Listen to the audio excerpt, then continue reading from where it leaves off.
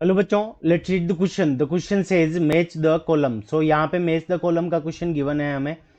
Question given है for a body moving in a circular path of radius r is equal to 1 metre in anti clockwise direction with the constant speed v।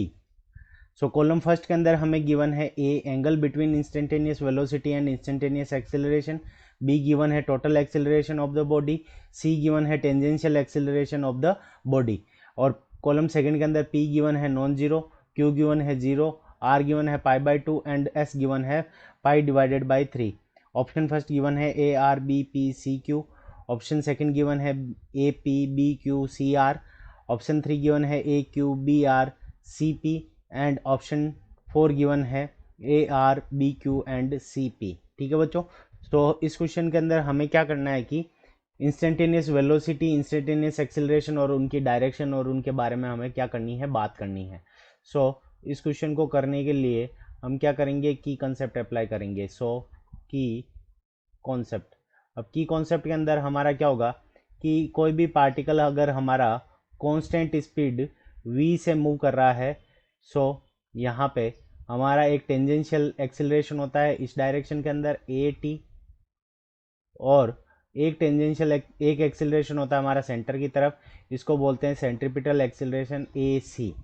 ठीक है, और velocity हमारी क्या होती है, इसी डायरेक्शन के अंदर वेलोसिटी होती है टेंजेंशियल डायरेक्शन के अंदर।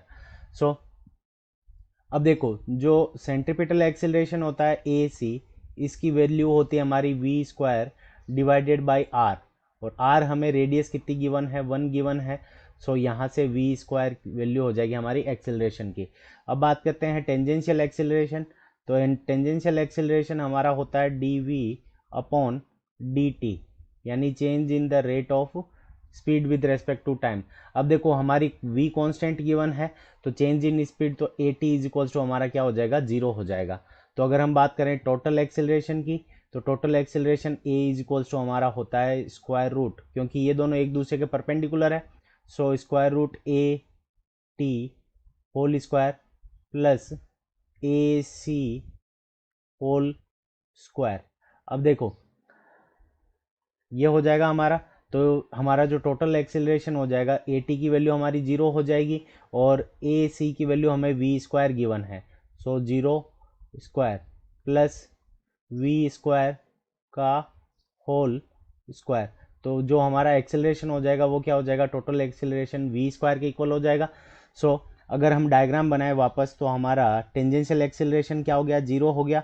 तो यहाँ पे ये हो जाएगा हमारा टोटल एक्सेलरेशन, और ये हो जाएगा हमारी वेलोसिटी v।